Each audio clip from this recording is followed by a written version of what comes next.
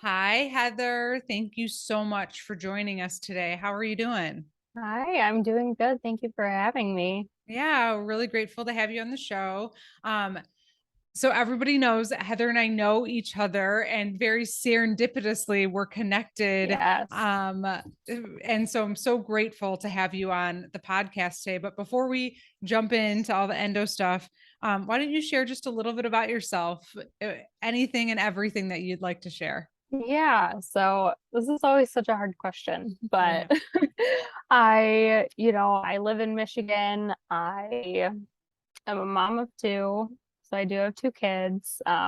Like gardening, reading, things like that. We have two dogs, now as well, so those kind of help me get out and moving.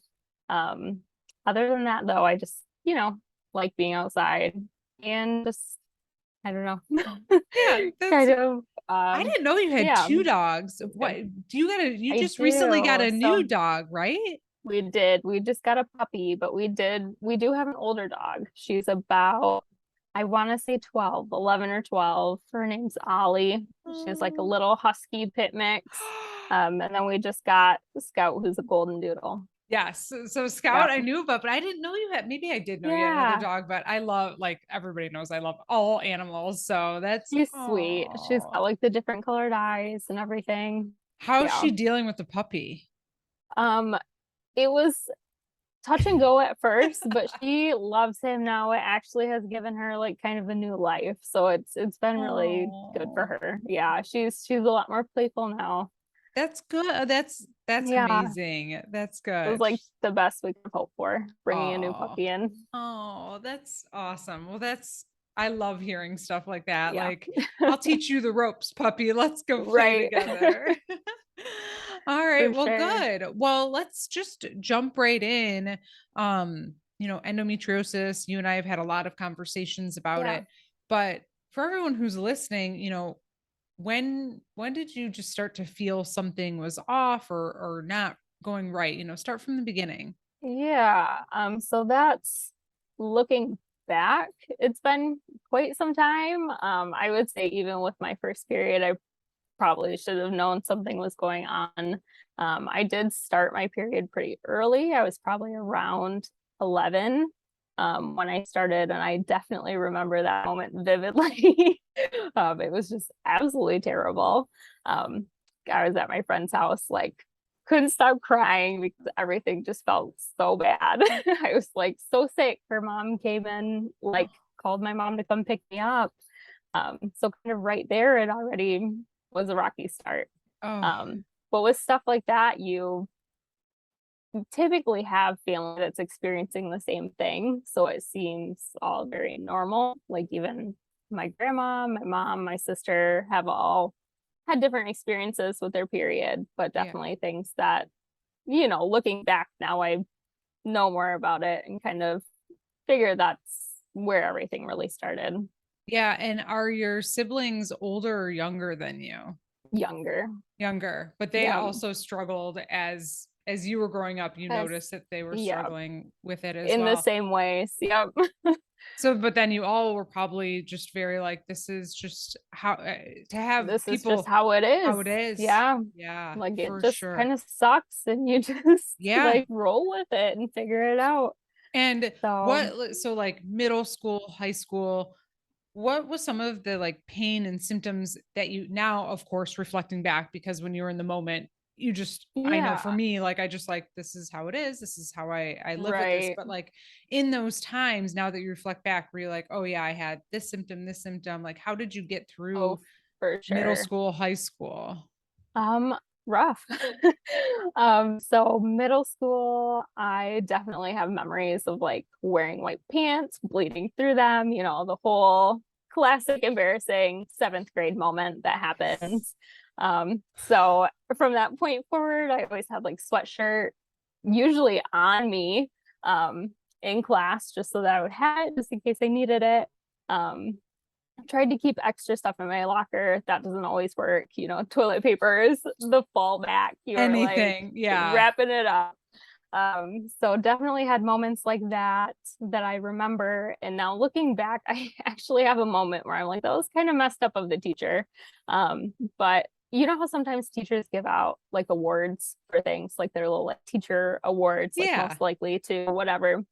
I got the Teacher May I award for most likely to ask for a pass to get out of class, which I Oh was my, not. I needed to use the restroom right. um, because along with that came a lot of like nausea. I had heavy bleeding. I had, I am one of those people that terribly cycles between like constipation and diarrhea. Yeah. So periods are terrible for that because Yeah. you got to go. Yeah. Um, and that doesn't work so well when you're In in school. middle school. Yeah. Yeah. Middle school. Oh my Yeah. gosh. So like And looking back, yeah, poor it's pretty thing. clear. Yes. And just that award. What a terrible I award know. I regard, was like, like, didn't really think much of it. I'm like, of whatever, this is course. stupid. Of Like, course. Like, what am I gonna think? haha. But I just realized that last year. I'm like, that's pretty messed up. Yeah, like, again, like hindsight 2020, at that point you Right. didn't really know what was going on. I'm sure the teacher didn't, it wasn't intentional to be, Right. but still, like, looking back, But I'm you're like, like, I hope they think about that. yeah, I hope you get rid of that. Like, that's not the best, maybe, Right. like one of those to give out. So, did you notice at some point that you started like missing events or missing school, or like I was on Yeah. track, like I was like, oh, some days I like literally just couldn't run. So I played soccer for probably close to 10 years. Mm. Um, I actually stopped playing in high school, had knee surgery, so stopped playing after that. But I do remember having times where I would like soccer was everything. I thought I was going, to college on a scholarship for soccer, which was the plan in my Yeah. freshman year of high school. So I would just push through anything for that. But even then, I had moments where I was on the field and I'm like getting called off because I'm like bleeding through my shorts. Oh my Um, goodness. so things like that. But in high school, I actually was called in and talked to about truancy. Because I had missed so many days and that Yeah. was becoming a problem, even with doctor's notes available. I always, had bad migraines along with my periods and things like that. And those could last. Like I remember having one that lasted 2 weeks and I could not like do anything, but it came along with my period. Yeah. Um, so high school, I definitely did miss out on things that looking back, Mhm. a lot of the pieces kind of connect now. Migraines is such a important symptom that I actually don't think we've talked about much on the podcast. I Yeah. don't know if technically what I would get would be migraines. I guess I've never really, but very similar, like a couple days before, it would be like the headache would never go away, right? It would be Yeah. like on one side of my face, and it would be, I don't think I've ever experienced 2 weeks. I can't even imagine, but like Yeah. 3 to 4 days It's of, terrible. and just hard to like think and function Oh, and absolutely. process with migraines. And then so you were having, pain, heavy bleeding, migraines, and you said constipation, diarrhea. Yeah. Were you experiencing any other like symptoms at that time? And at this time, were you still just thinking like, this is my cycle, this is normal? Was there a point like between middle school and high school that you were like, I need to talk to my doctor? Um, so I believe I did. I remember talking to a doctor when I was around 14 about, heavy bleeding, cramping, things like that. Along with the migraines, but we decided to kind of treat the migraine separately because healthcare in their silos. Yes. Um, so I go and I talk to the doctor, get put on birth control because that's the fallback. Yep. And so from there on, I just kind of used the birth control until, I was later on and getting ready to have my first son. Um, Did you feel and like it helped, the birth control help? um, I think it helped minimize some of the symptoms, Yeah. but it definitely didn't get Right. rid of anything. Yeah. Yeah. And I I struggle with medication. So I had a very difficult time with birth control anyway. I tried just about most of the things available, and none of them were good for me. Yeah. And that's very common. I hear Yeah. that very often. And people with endo, I also hear very often struggle with medication. I Hmm. don't know. Again, I'm not a doctor. I don't know what the correlation Right. is, but I'm very similar. I remember I don't remember what it might have been something with codeine, like Hmm. that I had for after surgery. And I just remember I literally after I took it, I like threw up, I blacked out. Like I Oh, can't yeah. handle I can't handle like heavy or high doses. Like I have to take like a Right. kid's dose. Like it was seriously. Yeah. But I don't know what I do. Again, not a medical professional, but I do think there is Right. some sort of correlation. Like, Oh, and yeah. because I hear it so often, birth control and just like medications that people with endo just struggle with Hmm. them. So through high school and middle school, you get through it and you fight Yeah. through it, and then you're ready to try and work on having a baby. So when you stopped the birth control, did you did everything come back like full force, like pain and bleeding? So that is something funny, I guess. I didn't really get that across. I ended up getting pregnant on birth control with my first, so that was a little bit of a shock to us. Um, Oh my and goodness. especially knowing what I know now and everything I've experienced now, it's pretty amazing that that happened back Yeah. then. Yeah. So I had stopped when I figured that out, Okay. and Wow. very much struggled through my pregnancy.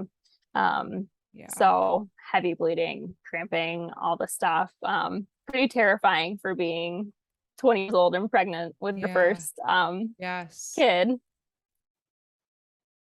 And So, through your pregnancy, did you, I mean, it sounds like you said like bleeding and cramping. Did mhm. you have other symptoms that you think may have been related to endo throughout that? Like, was it just um, hard? Did you just have a hard, like nausea, like a lot of the yeah, symptoms? Yeah. yeah. It was just very hard and difficult Yeah. throughout. Yeah.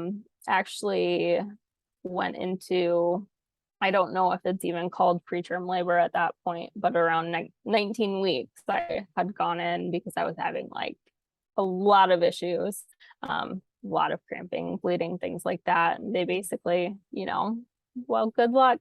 We can't do anything until after 20 weeks. But it worked out. My Um, goodness. Thankfully, didn't need much more after that. I did kind of get like my observation increased, of course. Hmm. But thankfully went on to have a successful pregnancy after that. Yeah. And then after you had the baby, how were you, or how were you, like what how were you feeling? Obviously there's Um, so much like changes and yeah, it's just so a much lot. going on. Yeah. And you're Feeling pretty young. terrible. Yeah. Yeah. So with that, like I definitely noticed my periods had changed after that. Actually with, you know, both pregnancies that I've had, periods have gotten much, much worse afterwards, for quite some time until they kind of taper back into whatever a Yeah. baseline is for me. But I would say like a good year at least after, it was pretty bad. Um, and then so of course what I did again was go back on birth control Hmm. because That's what you were I told. didn't know what else to do. For Yeah, sure. that's what, And throughout you this know, whole time, what the next step was. yeah, throughout this whole time, did anyone mention that any of this might not be within like normal? No, Yeah. no, not at all. It was just Um, here, take your birth control, pat you on the back, see you later. yeah, Yeah. good luck. Yeah. Right. Right. Yeah. That's about it. And then so you go back on birth control to tame it as much as possible, Yeah. but it sounds like you really didn't notice like a too big of a difference. Not too much. And anything that I was feeling, I attributed to the birth control anyway. Yeah. I was like, oh, my body doesn't like this, so Yeah. I'm gonna feel pretty terrible. Oh, So it's kind of hard to distinguish when you're yeah. already in that train of thought that like, oh, it's probably just the medication, because now at this point, I don't remember what it was like before. Yeah. Yeah, for sure. And then did you have any like I call like in this time between like middle school, high school, having Yeah. your first child and then having your second child, I call them like almost like episodes or like incidents where you're like where it's to like the pain is to like a 10 or where you're like, oh my goodness, I might need it. Like for me, there were so many times I Mhm. was like, I need to go to the ER because I literally can't control my body. Did you have any of those like what I call them like episodes. I'm sure they're just like Yeah. flare-ups or like cysts rupturing or anything Right. like that happen. A couple. And I'm very stubborn. So any other experiences that I've had with healthcare have not been fantastic. So I typically try to avoid going in for anything at all costs, which Yep. might not be the greatest way to deal with stuff. But there definitely were times where I was like, oh, this probably isn't a good thing, but Yeah. what else do you do? Right. Um, You just really at that and point just deeply accepted. You were right, like, this is just it this is is what just it my is. life. Yeah, Yeah. it is what it is. That's pretty much my life motto. Yeah. Yeah. So, And you said and you're seeing like your sisters now like having this same thing. So you're yeah, I mean, for me, my sister also she's never been diagnosed with endo, but she had bad cramps growing yeah, up. And again, it's not endo's not just cramps, but like I remember so when I would have them, yeah, I was just like, oh, this is just our right. family. Like Like, we each had our heating pads and yep. we did our thing when we needed to. Yeah. So, Yeah. Okay. So then what happens? so then let's see, after trying the depot shot, which was the worst ever, I mean, all bodies are different, so take that with a grain of salt, I Yeah. guess, but it was absolutely terrible for me. Worst thing I've ever tried. Just, I feel like everything in my body was fully out of whack with that. And that So I lasts only did for that how last for long?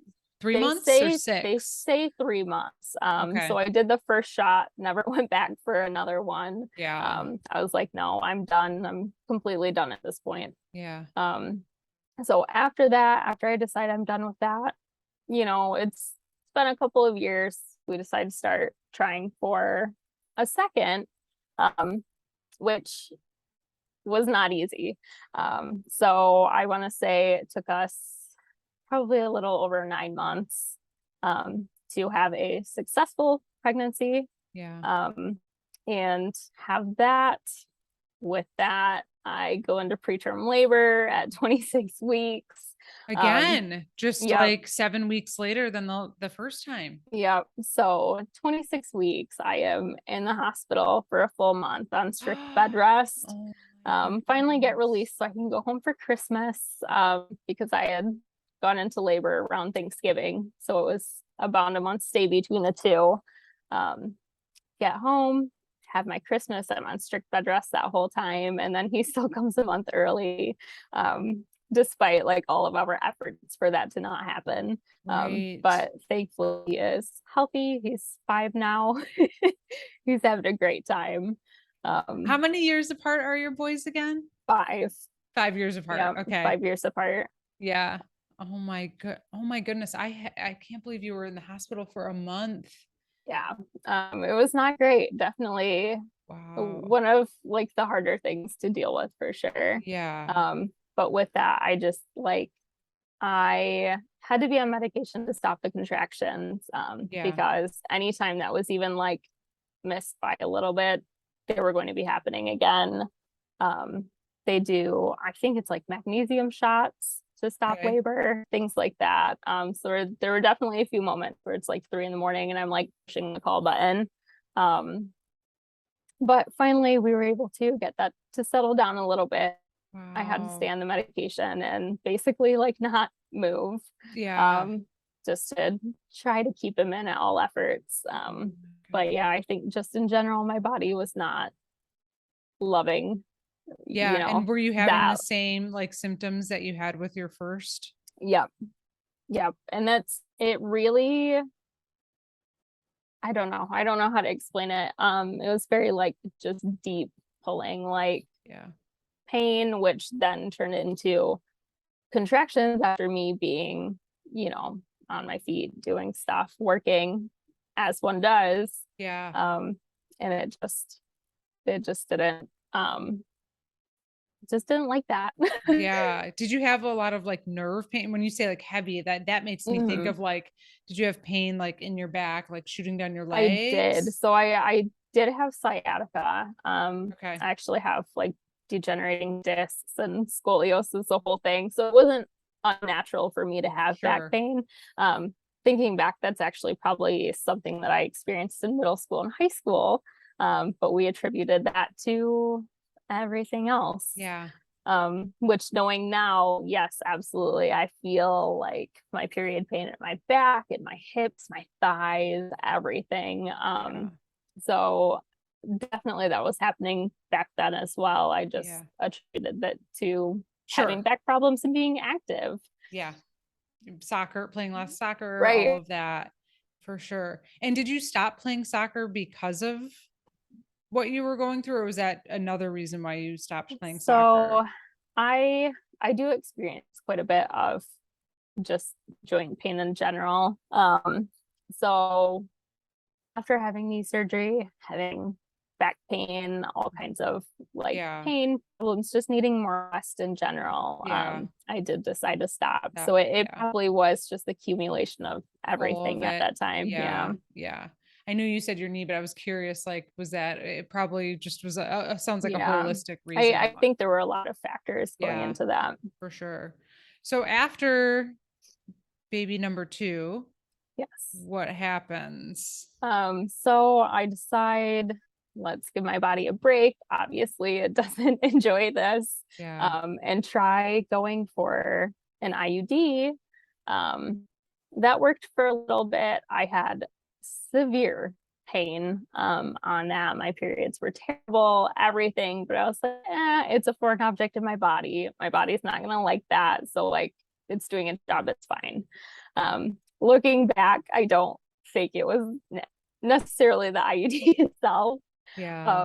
It did eventually like completely stop my periods, but I still got everything else. The Um, cyclical pain right, and yep, right on schedule. Like I could track it in my calendar, and know that absolutely yes, that was still a problem for me. yeah. That's Um, why like it's such a like for people listening, that is proof right there that it's a systematic disease, it's a oh, for whole sure. body disease. Like Yeah, just because you may not be like having actual cycle like period bleeding. blood Yeah, like bleeding, it it's you still it's still there cyclically are experiencing it. Yeah, it's for pretty sure. wild. It's pretty It wild. really is. I mean, it's again, it's a that's why it's called a cycle because your body is still cycling through all that. Yeah, So your period stops, but you're still not you yeah. still don't feel Still good. getting like the whole Right. 9 yards, Oh my severe goodness. cramping. Like at points where I was like, I feel like I don't know, like something's going on. I knew that Yeah. like I shouldn't be feeling this, but I thought maybe once the IUD comes out, it'll get better. Um, but my body ends up rejecting the IUD. Um, Pushed it right out pretty much. I was gonna say, I And I feel think, like your body wanted yeah, to push that thing right it out. absolutely did. And so with all the cramping, that also just like ended up not staying put where it's supposed to. Yeah. Which I'm very glad that it came out and didn't get like lodged somewhere, because that Yes. is a Yes. possibility that happens for some people too. Oh my goodness. Yes. Thank goodness. So then what happens? So then I decide to try another one. Different brand. I'm like, maybe this will do something for me. Same issues. I actually, not to like throw the doctor under the bus, but Yeah. this guy had like the full like instruction manual that the nurse was holding while they're trying to put it in.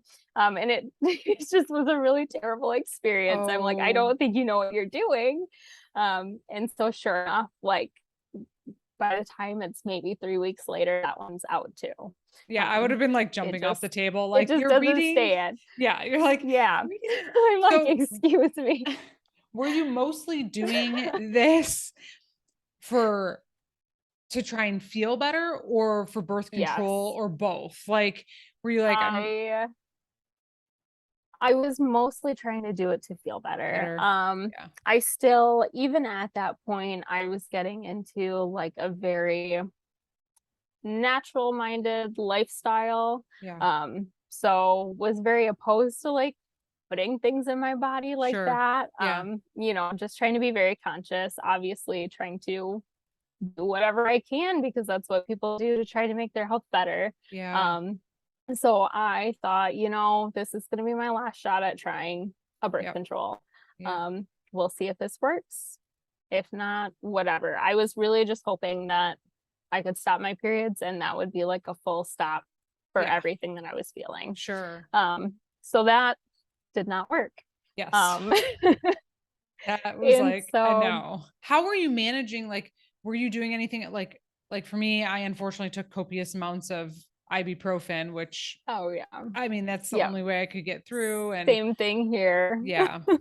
So that's how you were like So, getting yep, by even with trying the 1 million types of birth control. Okay, so yeah, th- this is IUD 2, right? yep, Pops yep. out. Pops out. I decide to last ditch effort. We're gonna go back to trying the Nuva ring. I had tried it before and was Mhm. like, I feel like this was the one thing that was the least impactful on my body. Yeah. Um, that was a lie. I had just forgotten between the years how bad it really was. So I go back on that. I am trying to like just push through that, give it a couple months for my body to like get used to it. Yeah. Um, it doesn't. It ends up basically being like pouring gasoline on my body. So with that, just about everything gets worse. Um, my pain is absolutely terrible. Migraines are off the charts. Like I am starting to get ocular migraines where I lose vision in one of my eyes, sometimes both, depending on how the day is going for me, Yeah. I guess. Yeah. And like I'm just having a very terrible experience. So I stop it immediately when that starts happening. I'm like, Yeah. you know what? I knew better. This is full of estrogen, Yeah. something that my body I already know cannot handle. But Yeah. being hopeful and desperate, you do what you try to do to make Yeah. yourself feel better. So I just completely stop everything then, and that's when I really started searching for some type of answer. I get a new PCP. I'm like, I am having this absolutely terrible pain to the point where I am like a couple times a month just laying on the bed, like hunched over a pillow, like not able to move or talk or anything. Yeah. And at this point, my partner is starting to get concerned as well. And Yeah. he's like, you need to find someone and figure this out. So I see her, she does, the works, pelvic exam, ultrasound, all of that. Of course, doesn't find anything much. Tiny fibroid maybe, but that ended up not showing anywhere later on. So I don't know what happened there. Um, but that was the first time anyone had ever mentioned endometriosis to me. So I am How thankful old for were that. you? How old were you at this So time this now? was 27. Yeah. I mean, So, throughout your 20s, were you like, I'm in my 20s. Why do I feel so sick? I mean, I'm sure oh, for you're sure. just trying to navigate fixing it, but I'm sure you were like, Hmm. what is going on? I kind of felt like that too. Like I was like Yeah, watching my friends go out and do all this stuff. I'm like, how do they right. do that? Like I literally would think that sometimes, like, gosh, am I just like tired or work too much? I'm like, Right. it's just how do they, Yeah. like Oh, especially in your definitely. young 20s, like I mean, obviously you had two two children, and I'm sure you're Yeah, saying, that "Oh, I'm tired and whatever," right, with but that, I'm like, I'm tired. I have like 2 kids that I'm trying to like right, chase around. right, But exactly. really since high school, I had kind of just been the sick friend. Yeah, So yep. I I totally guess I understand. really kind of stopped questioning things at that point, and it's just like, this is Who I what it am or is. what it is. At Yeah. some point, did it go from, okay, it's always on my cycle, then like you said, you started like, okay, now it's a couple times a month. Now Yeah, did you get to a point where it was like outside of every your single day. cycle every day? Yeah. Yep. Yeah. So I would say probably even before I tried the IUDs or the new Yeah. ring, honestly, I probably was starting to get a little bit more of that outside my cycle. Yeah. But after stopping that, absolutely, it went from a couple times a week to every single day. Okay. I was miserable. Yeah. It definitely still increased and got far worse on my periods to the point where I was like down and out for multiple days in a row. Yeah. Um, but other than that, even just in times that weren't cyclical, it was really becoming prevalent in my life to the Yeah. point where I was, buying all these like thermacare patches and Yeah. wearing them out to like anytime I left the house. Yeah. TENS units, trying everything you can, things Yeah. like that, just to try to manage it and live a somewhat normal life. Yes. Um, I so I, totally I understand definitely, all of yeah. that. Yeah. Okay. So at 27, this doctor mentions endometriosis. Yeah, What do you go home and Google it and like literally I just do. throw your arms up in the air? Yes, I do. So I do have, as you know, like other conditions that I'm far familiar with researching things on my own Yeah. because unfortunately I have not gotten a lot of help from doctors in my life. Yeah. So she mentions it to me. I think, you know what, that does sound like a very real possibility, but how do we get this figured out? She Yeah. just says, that might be something you're dealing with. Didn't really follow up from there. She's like, you need to see a gynecologist. So me being the kind of person I am, very type A, I'm just going to go research the crap out of everything and Yeah. figure this out on my own, and then Yeah. I'll figure out what to do. So thankfully that lines up with, having good insurance, which is obviously a huge accessibility roadblock for getting good doctors. Yes. And that is kind of where things were able to start, developing for me in the way that I could pursue a diagnosis. Yeah. So I go research everything. I get an appointment with Dr. Hickner in Michigan, who is no longer practicing. That was our only excision specialist. So after that falls through, which was, I think I waited probably about 6 months for an appointment for him before they determined like he was no longer coming back. And I was like, okay, great. I remember sitting at work, getting the email for that, and just like crying and being like, okay, Yeah. the rest of the day is a wash because Yeah. where do I go from here? Right. There's no Um, doctors in the state of Michigan that can help me. Like, right. Yep, absolutely. And so thankfully, Charles, my husband, who had worked with you, was like, you really should probably reach out to Melissa because I I think that's a similar situation to what's going on here. So I was like, okay, you know what? That's a great idea. It did take me a little bit to reach out just because I don't know, I'm like, it always feels so weird with things like that, especially like, hey, can I talk to you about my period? yeah. Yep. Um, I get so it. I get but it. very, very glad I did because that put me on an even better path, even just listening to your podcast and checking everything out and talking with you. Um, really solidified everything that I was already thinking in my mind. Yeah. And I think a lot of us have, I don't know, just kind of experienced so much difficulty in like healthcare and talking to doctors already. We kind of don't believe ourselves. So it did help so 100%. much to have that external validation of like, oh yeah, you definitely have some very similar things that you probably should look into. Yeah. Um, and then getting recommendations for a doctor out of state, which thankfully Ohio is not far. So I was able to go to Cleveland and get excision surgery. And how And are you yes, so feeling and how are you doing now since your so surgery? that was in November 2021. So that Almost a year. was um a full year and a half after I saw my PCP and she first mentioned endo. So that was how long that process was of like figuring out who to even see. Yeah. So I go there, I get, endo excised from behind my ovaries, my uterosacral ligaments, my right ureter was tied up in adhesions. And so now today we're looking, I can't do math, probably like 7 months out. And I am happy to say that daily pain is pretty far and few between. That Here and is there, I do amazing. still get some pain, Of but oh my course. gosh, nothing compared to what it was like before.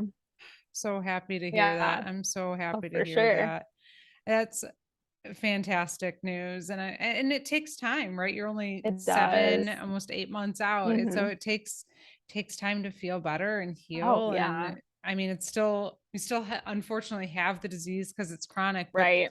the surgery really helps a lot of It people. does. It Yeah. really does. And Um, yeah, so eh, grateful that you had that access to care and, Me too. And also thank you.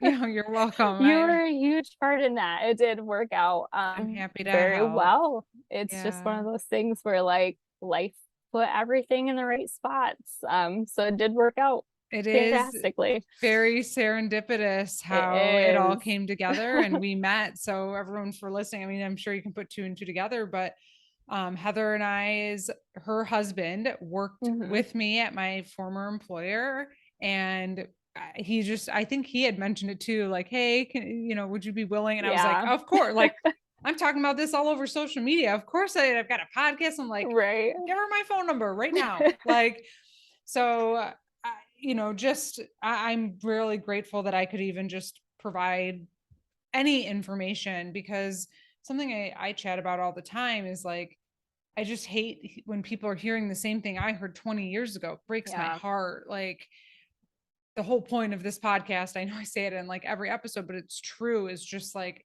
hearing people's stories so the awareness can help to Yeah. build so we can get people treatment sooner and hopefully something that's not surgery because that's not accessible to Right. everybody.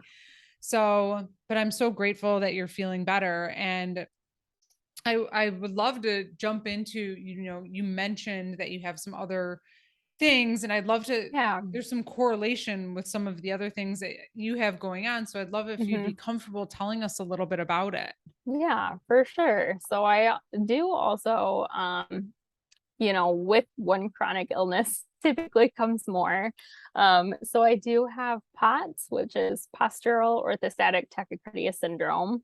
Um, it is a syndrome, so that just kind of means that there's like this constellation of symptoms that has been bundled into this one thing that they see a lot together. It is a form of dysautonomia, which is a dysfunction of your autonomic nervous system.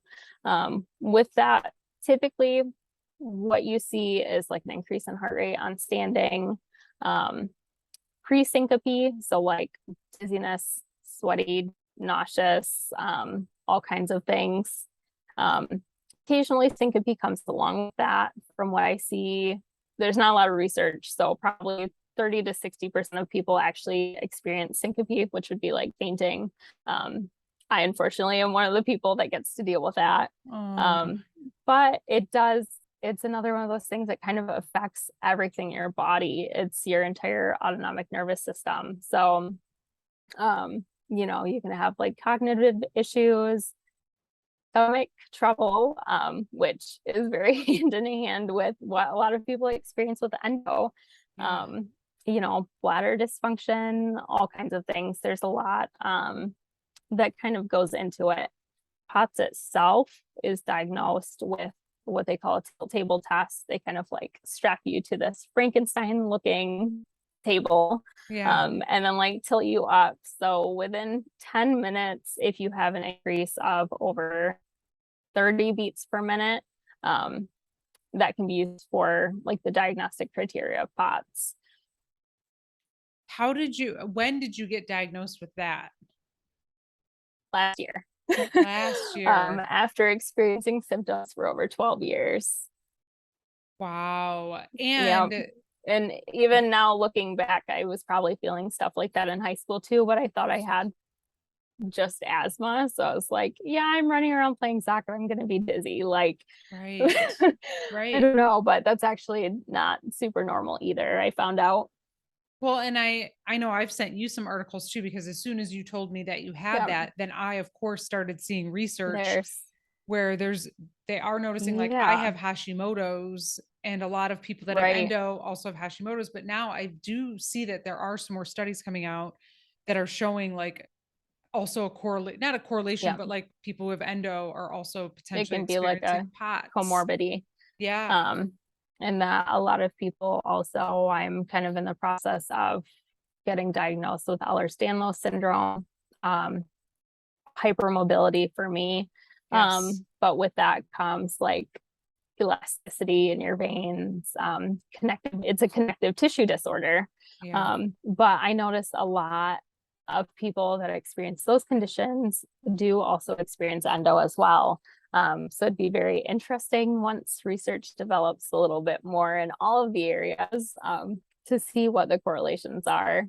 Yeah. But for sure, we believe my POTS is autoimmune based, which makes sense. I feel like a lot of people that I see with endo do also have coexisting autoimmune conditions like Yep. Hashimoto's. Yeah. Yeah. So how, now that you're in this place where you are feeling better, you obviously still have things going on. How Mhm. are you managing? Like, I know you said you're leaning more towards like a natural lifestyle, but what tips or things have you done that you felt have helped you with either POTS? Because I'm sure people are listening potentially have POTS and endo, or they're Yeah, trying to figure out if they may have POTS in addition to endo. What are some of the things, or like, what are the things in your toolkit, is what I like to right. say, that Yes. you use to help just kind of manage things? hmm So for pain, I do, I like Tiger Balm, TENS unit, heating pad still. That's kind of always the fallback for me is heat, just because it feels so much better. Unfortunately for me, hot baths are out. It's not something I can tolerate with POTS. Oh, And I can't do hot showers either. Um, those are yeah, like two of my favorite things. I would be there that. it's so miserable. Oh, Sometimes I will just go ahead and do it because I need the relief, for the pain. Yeah. for the pain, but I know absolutely at that moment I'm accepting like a full pot flare. Yeah. Um, so balance Yeah. really is a big thing. I've tried different supplements and things. Of course, I've tried just about everything. Yeah. I try to limit like dairy, gluten, things like that, just because it does help. Um, Stomach wise, I'm still not in a great place yet. So lots of smoothies. Hmm. Just trying to get all of that good like nutrition that I can to help support my body. Yeah. Um, Otherwise, really excision was the best thing that helped me with my pain. Anything that I still experience after that, I still typically go for like heat. Yeah. Um, for POTS though, that's a little bit different. Lots and lots and lots of fluids. Um, so along with that, some people, it depends on how your blood pressure is. If you have a higher pressure, you're not going to want to add extra salt to your diet. Yeah. But for me, I always trend on like the very low range. So that is helpful, adding in like the fluids with the salt. Um, Gentle movement. Everyone talks about exercise, but for people with POTS, that can be very, very difficult. I am one of those people, I try to do yoga like every day. A lot can't tolerate that just because of the positional changes. There have been times I passed out doing yoga, which is not Right. enjoyable. Not Right. exactly the like relaxing meditative experience you're looking for. You wake up, you're like, "Oh, was I in a Right. posture And and I'm now like, I'm oh, not?" right. Yeah. Oh my goodness. Um, Yes. so really just things like that and just listening to your body. I never was the person that would actually give my body what it needed. Yeah. I've always been a pusher. I still struggle with taking a step back and letting people do things for me, but I feel like that is one of the greatest gifts that you can accept for yourself is help from other people. Which, taking my own advice there every single day. Yeah. It's hard. It's really hard. And otherwise just sounds cheesy, but mindset, like not in a toxic positivity way. It's so good to like feel all your feelings and name them and fully experience them. Because I feel that's really important, but also just looking for the good things. Like Yeah. you're in charge of creating your own joy. One of the things I did, this is like such a small little like menial thing, but I got one of those like crystals that goes in your window and it shows like rainbows Yes. in the room. So if I'm having a bad day, I try to open up my window so I can have some rainbows and like create my own joy there. I love that though. So I I feel like love. that's honestly one of the biggest things in my toolkit is just Yeah. trying to find and create my own joy and special little moments, and just experiencing like the full duality. Like you can always have a bad day, you can be in a Yeah. lot of pain, but that always can come with and what? Like you can add on to your day with what you need it to be. Yeah. Of course that doesn't erase everything, but it it helps. It helps push you along a little bit more. It's making the best of a tough situation. I mean, it's tough situation and trying Yeah. to do your best. And some days it won't always happen, but Right. I love that you say that. One of my friends told me like in the morning, and I've actually started doing this now because Mhm. I'm also a type A, push, push, push. And a lot of people I talk to with endo are like that. Like Right. just, and I think it's because we've lived and pushed for so long in pain and like it's Yeah. just ingrained in us to just keep going, keep going, keep going. Absolutely. But like in the morning when you first wake up, before you do anything, just put both your hands on your heart, take a couple deep breaths and say like, what do I need today? Yeah. And a lot of I times love what comes that. up for me is rest. Like it's Yeah. constantly like rest, rest, rest. And I'm just like, Yeah. it's incredible how often that word comes into my head. Yeah. And it's been a good kind of like good lesson for me if people want to try that. But it's similar to like what you're saying is just like listening Yeah. to yourself. It's so hard. I I think always think that's such a about good exercise to yeah, do. yeah. And think about the advice you would give your best friend when you're Yeah. so hard on yourself. Like, oh, I just got to push through and get this done. And if your Yeah. best friend was in that amount of pain, you would say to How would them, you speak to them? Right. you would say, can I go grab you a heating pad? What can I do to help? Do you need a glass of water? But like to ourselves, Yeah. we're so like, no, no, no, you need to get on your computer. You need to Right. go to work, get dressed. What are you doing? Where like if Yeah. it was your friend, you would just be so supportive. So I also like Always. I'm working to think like that too. Same here. It's a struggle, It especially when is. you're so used to just pushing everything off and doing all the things you need to do. Yep. But that really is one of the most important things is just letting your body tell you what it needs Needs. instead of you Yep. telling it what it needs. Yep. That's been one of my pushes like in the past few years is like instead of telling myself where I need to be, I need to actually start really meeting myself where I'm at. And I've noticed too, a lot of that is telling me that I just need more rest in general, like slow down a little bit and let yourself rest. Yeah. So that does help a lot is just actually listening to what your body needs. And it'll tell you if you're It will. willing to slow down and listen, and it might not be what you want to Right. hear.